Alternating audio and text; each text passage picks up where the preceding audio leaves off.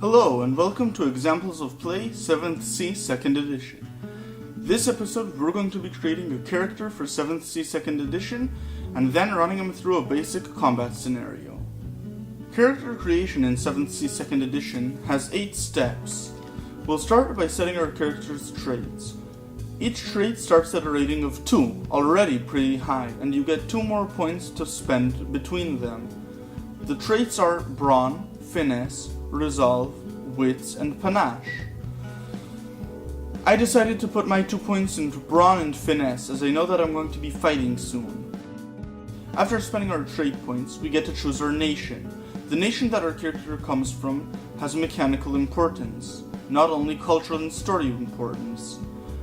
I'll go with Eisen. Eisen is the German XP in 7th C 2nd Edition. Eisen characters get +1 to their Brawn. I'm going to call him Ulrich. Ulrich from Eisen. Sounds reasonable enough. Next, each character chooses 2 backgrounds. Backgrounds are the things that the character did before becoming an adventurer. I'll go with Mercenary, a sellsword, and a Pugilist, a wrestler or boxer, a fist fighter. As you can see, I'm going pretty militant in this character build. I know that I'm going to be fighting a villain solo soon, so I really have to be careful. The advantages I get from my background are Boxer, Stare Down, Hard to Kill, and Cast Iron Stomach. Boxer gives me a bonus when I fight barehanded. Hard to Kill means that I have an extra 5 wounds, and an extra 4 regular wounds, and 1 extra dramatic wound. Cast Iron Stomach means that I can eat rotten and poisonous food without taking penalties.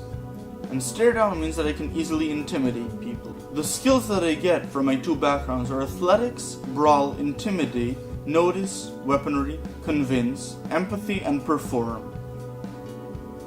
I automatically get a rating of 1 in each of these skills for free. Now I have points to spend among my skills. I have 10 points to spend in addition to the free points that I got from my backgrounds, so my character will look something like this.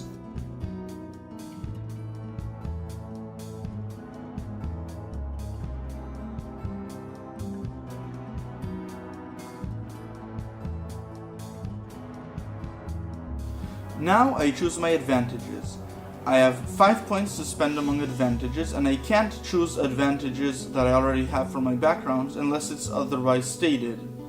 I'll take Quick Reflexes Brawl, which means that whenever my approach is using Brawl, I get to act 1 raise higher on the initiative order. And next I'll take Valiant Spirit. Valiant Spirit means that whenever I wound an enemy for the first time, he automatically takes a dramatic wound. Next come the character's Arcana. This is where the system gets pretty interesting, as each character has both a virtue and a hubris.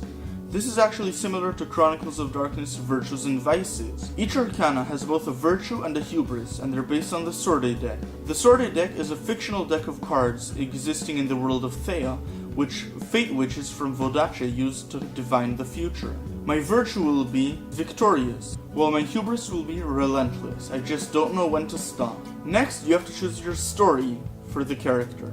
Each story is basically a dramatic sequence that your character has to succeed in. I won't be choosing a story as there are many options and none of them are going to be relevant to this single combat scenario. However, I will say that choosing a story, creating a story more correctly, is an integral part of giving your character life and a motive. Now that we have Ulrich from Eisen, the former mercenary boxer, it's time to have him fight the villain, Jerry. Jerry has a villainy rating of 7. That means that whenever he tries to roll dice, he rolls up to 7 dice.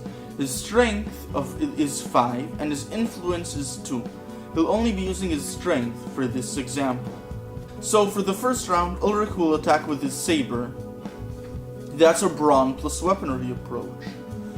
While Jerry the villain automatically rolls 7 dice because he doesn't want to die and he wants to kill Ulrich, he'll roll all of his dice. Ulrich scores 3 raises and so does Jerry. Jerry acts first in the initiative order because whenever there's a tie, villains act first.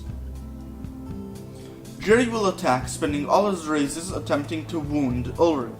Ulrich negates the wounds on a 1 vs 1 basis. The next roll, however, goes very differently. Ulrich attacks with his saber and rolls 3 raises, while Jerry only manages to score 1 raise, a pretty bad roll for 7 dice. Ulrich spends 3 raises to cause 3 wounds to Jerry, and Jerry spends his 1 raise in order to mitigate that damage to 2 wounds. Now keep in mind that this combat example is pretty simple, with no scene set and no scenery to interact with. In addition, villains usually come with henchmen and heroes usually come in groups, so that won't be happening in this example of play. Next, Ulrich will drop his saber and attack barehanded. Whenever Ulrich drops his melee weapon to attack barehanded, he gains a bonus die. This is because he's a pugilist in heart. So Ulrich rolls 4 raises, while Jerry rolls only 3. Because there aren't any risks or opportunities in this fight, Jerry just takes another wound. Jerry starts to see that he's outmatched against Ulrich. Even though the dice they roll are equal, he's just had worse luck. Especially since Valiant means that Jerry already took a dramatic wound. So combat will proceed like this, with Ulrich slowly gaining the upper hand through sheer luck, until Jerry decides to retreat. They roll a 4 and a 4 on their raises, and because Jerry acts first, he spends all his raises trying to retreat. Ulrich, being the hero that he is, won't chase down a foe with his back turned. That's it for combat in 7th C 2nd edition. Pretty simple.